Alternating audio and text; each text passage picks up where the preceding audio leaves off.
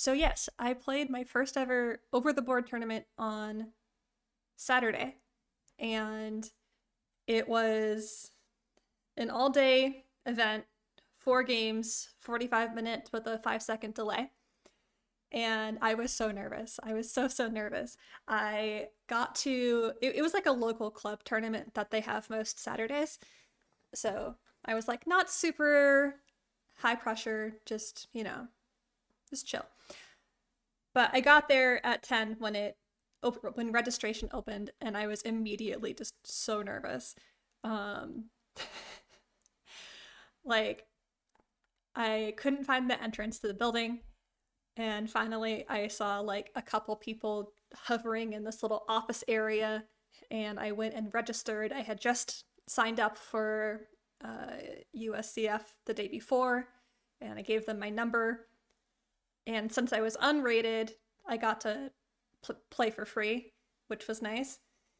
And then I was registered, and then I got to sit awkwardly in a room for 30 minutes, 40 minutes, because I'm very shy in new social situations, and I was the only woman.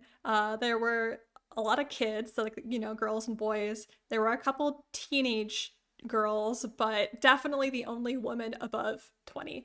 And I was just feeling really shy and nervous and awkward. And so I sat and warmed up with some puzzles and some chessable until the matches were posted. And when the lists went up, I went up and I didn't see my name anywhere, and they had forgotten to add me, which great for my nerves, great for my nerves. But I talked to like the kid who I don't think he was like an official arbiter or anything, he was just helping out, and asked him, he's like, "Oh, I knew we've got someone," and he added my name into the under 1,000 category. So, I was so nervous and stressed out that I wasn't gonna like make a stink about what category I was in. If I had my wits about me and could do it again, I may have advocated for the under 1,400 category for myself. But, it's fine. I still got to play chess. And I found my table number and I found my opponent. And now let's look at the first game. Let me see. I like was super fancy and made a tournament library with my games in it. Okay. And okay, yeah. Spoilers, you can see the results. Just don't pay attention to them though. I promise it'll be worth me chit-chatting about them. Um and you can see the little game shape here. So my opponent, his name was Michael. He was 10 years old, I think, estimating here. And very like polite, professional 10-year-old chess player. He was rated, what was it, 972. And I saw the rating and I was like, oh, okay, I can totally do this. And here's where the game begins. I'm playing as black in this game. Let's flip the board. So opens e4, great opportunity for me to bust out my Caro-Kann, and he went for the exchange. So we're exchanging merrily on our way. So far, all book moves from both of us. And here was his first non-book move. Totally fine. Makes it so I can't pin the knight. So I do second, the other best one. Hello, Ethan. Welcome. You're just in time for first game of my tournament review here. We're 6 moves in. So opening going fine so far. But I think it was about this point when my nerves really kicked in because, the room had gone dead silent. And I had to write down my notation as I went.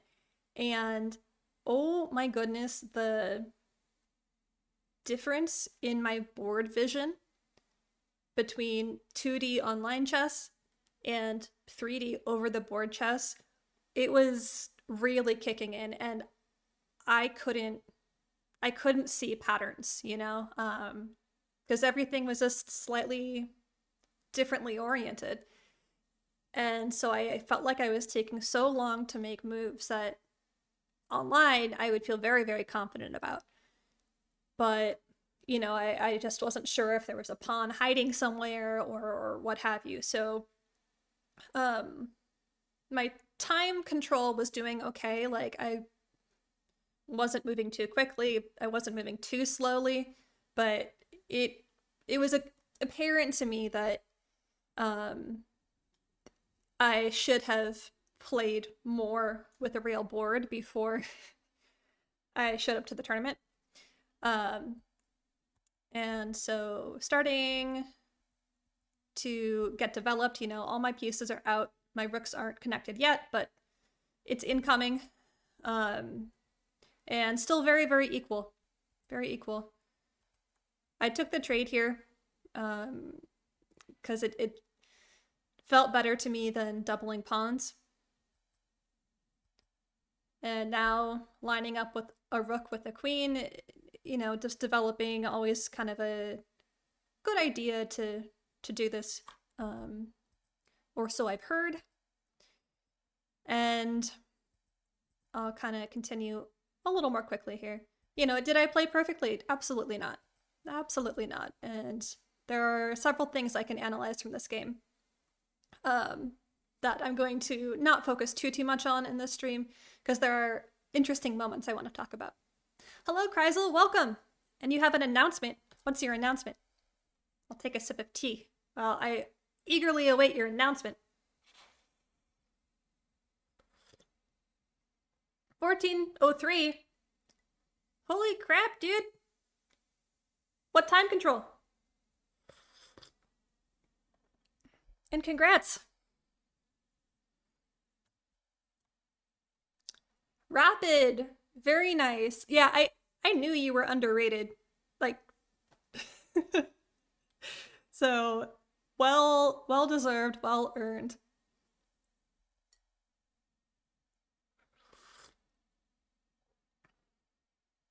Okay, so coming back to the game, we're about to encounter my opponent's blunder.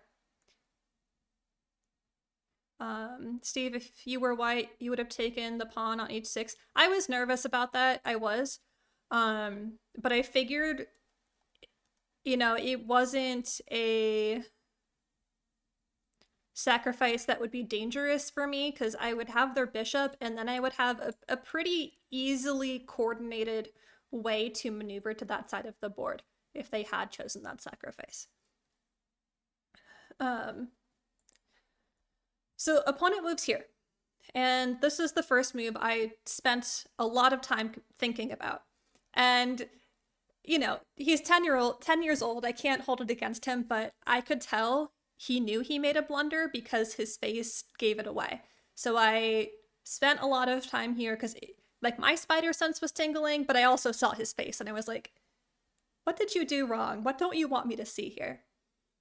And did I do this one correctly? Nope. I should have taken with the bishop instead. And the reason why is that's the way that I could win a pawn, because remember when I moved my rook to c8 with this idea? That still is an effect here, right? Because if it's take, and then well, actually, how does the line go? Let's show the tactic.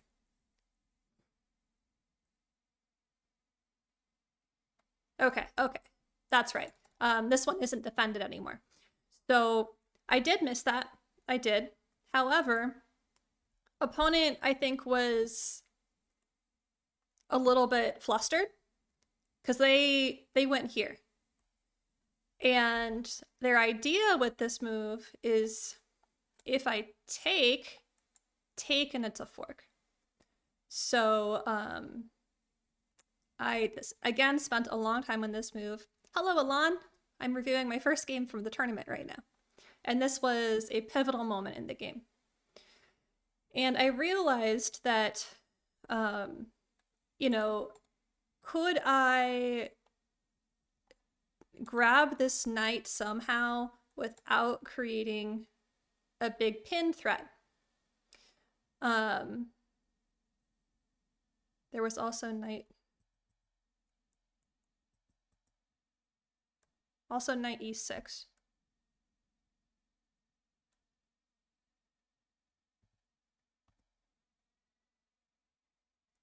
In the actual exchange, how it went, or in the analysis version? Oh,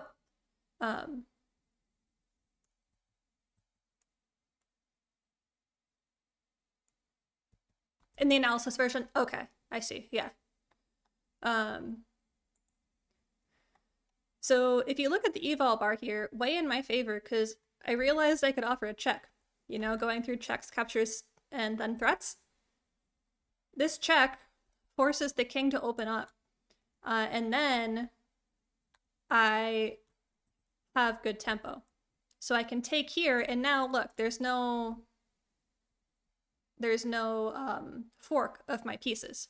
So I'm up material here. King is very unsafe for white. So at this point, I like had adrenaline just coursing through me. I was like, oh my gosh, I'm gonna win my first game of my first ever tournament. And I was riding that high for a little while. Game continues. I'm really hoping for a queen trade. Kicking the queen around a lot here. Just move after move, improving my position, and taking tempo. Really trying to force that trade. I lost a pawn. That's okay. That's okay. Not perfect. But finally, I get my queen trade. I get the pawn back. So, you know, doing okay. I lost a little bit of my advantage, but still -3, like, is pretty winning. But then I start playing less good chess. Because if you notice, my knight is sort of trapped here. And it's really uncomfortable. Like, where does my knight go? Where does my knight go without just like completely dying? And there is a way, and you'll notice if you look at eval, like there is a way that the knight kind of sacrifices itself to continue having an advantage. But I didn't do it right. I had to take this way. And I was like, okay, you know, it's fine, that's fine. Advantage is still slightly for me, not as winning, but it's fine. But my concentration wasn't as like in hyper focus, and my board vision was definitely feeling fatigued. And you know, visualizing moves over the board was like really challenging. So I started just playing very poorly. Just like, why did I do this? I don't have any explanation of why this was my move. It didn't even occur to me. Like, I didn't even see my pawns here.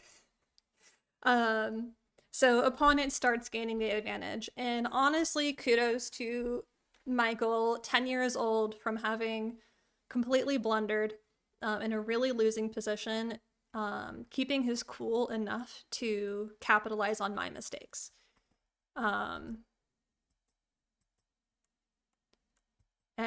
yeah, I just like, it wasn't it. I lost my mind. You can see advantage is gonzo. And I'm thoroughly losing now. It took you 6 months to get used to over the board, Alon? Yeah, after this tournament, I ordered a tournament board so that I can practice at home. Um, because I know I'm capable of playing better chess than what I am going to show you in this game and especially the next game. But I just like the pattern recognition, it wasn't there. Um, and boom, yo yo yo back. And how did it took you 3 over the board tourneys before you got your first win? Uh, okay, that makes me feel better because yeah, this 10-year-old was now kicking my butt, and I was feeling so much pressure because like I was brand new to the chess club. I was the only woman, and I know that like shouldn't be a factor in my mind, but it is a little bit. Just like I didn't want people to be like, "Oh, who's this girl?" and "Oh, does she even know how to play chess?"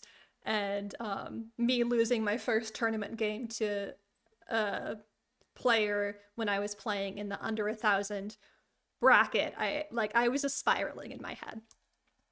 But I kept playing on because he blundered once, maybe he would blunder again. Um, and yeah, it just wasn't working well. So I won't spend a ton of time on this part.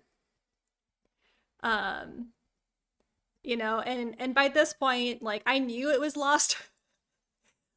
3 completely passed pawns to my one sad little pawn, and it it wasn't gonna go my way. Um, Catastrophizing. Have you been talking to my therapist? But yeah, you're right. You're totally right. Um, Stevie lost hope by that couldn't even reach the board. It's not good for your ego, but like Michael was very good. I think he's underrated. He came in second for the bracket. So like he was playing really well. Um, Nothing but respect for him and his play. Um, but I was like, let's just see. End games aren't easy. Maybe there's chances. There were not, in fact, chances. And I thought, okay, I'll resign now because it's lost. It's lost. Um, so this was my first game. I was really frustrated that I had such an advantage. And hi, Paul. I just finished the first game of 4. And the first game, the TLDR, is I lost after having a very, very good advantage. Um, so, super, super great for my confidence. Um, but if we look at the game rating, I mean, according to chess.com, but like my accuracy for my first ever game wasn't terrible. I didn't have any blunders. And, okay. At this point, I was feeling okay. Yes, I had one loss. No problems, right? Um,